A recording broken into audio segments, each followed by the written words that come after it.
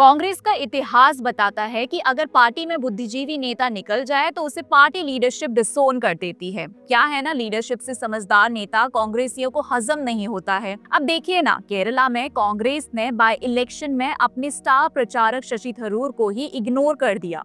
All party delegation से लौटे शशि थरूर को उनकी पार्टी ने चुनाव प्रचार के लिए नहीं बुलाया। ये जानकारी खुद शशि थरूर ने दी है।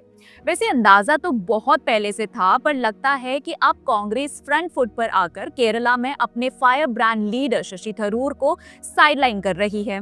अब तो पार्टी को नए रीजन और मिल गए हैं। शशि थरूर ने मामले पर कहा कि नीलमबोर बाय इलेक्शन के चुनाव प्रचार के लिए मुझे इनवाइट नहीं किया गया था।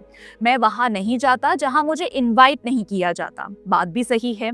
साथ ही उन्होंने कहा कि कांग्रेस लीडरशिप में कुछ लोगों के साथ उनके डिफरेंसेस ऑफ ओपिनियन हैं। उन्होंने कहा, कांग्रेस लीडरशिप में कुछ लोगों के साथ मेरे मतभेद हैं।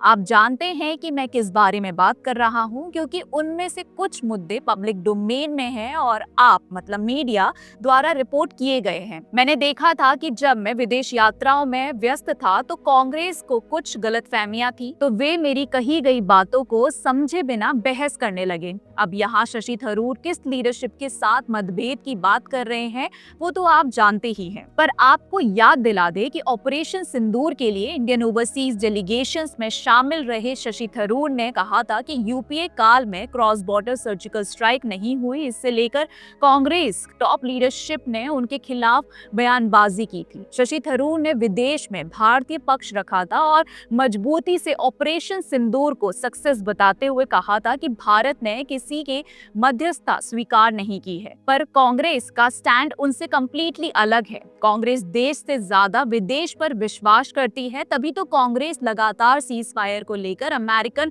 राष्ट्रपति के बयान गिनती रहती है। ऐसा लगता है कि भारतीय पक्ष को रखने और ऑपरेशन सिंदूर की सक्सेस को दुनिया के सामने रखने के लिए कांग्रेस ने शशि थरूर को साइडलाइन कर दिया है। या तो आप राष्ट्रवादी ही हो सकते हो या आप कांग्रेसी ही हो सकते हो। शशि थरूर ने राष्ट्रवादी होना चुना तो उन्हें उन्हीं के राज्य के उपचुनाव में नहीं बुलाया गया। देखा जाए तो कांग्रेस ने शशि थरूर को भारतीय पक्ष लेने की सजा दी है। कांग्रेस लीडर्स इसे बस कम्युनिकेशन में गैप आना बता रहे हैं, पर ये गैप आया क्यों? क्योंकि पार्टी ने शशि थरूर से कम्युनिकेशन नहीं रखा, इसीलिए ही ना। पॉसिबल तो ये भी है कि केरला में प्रियंका गांधी या गांधी परिवार को शशि थरूर की पॉपुलैरिटी से ही खतरा हो, इसलिए ये कदम उठाया गया हो।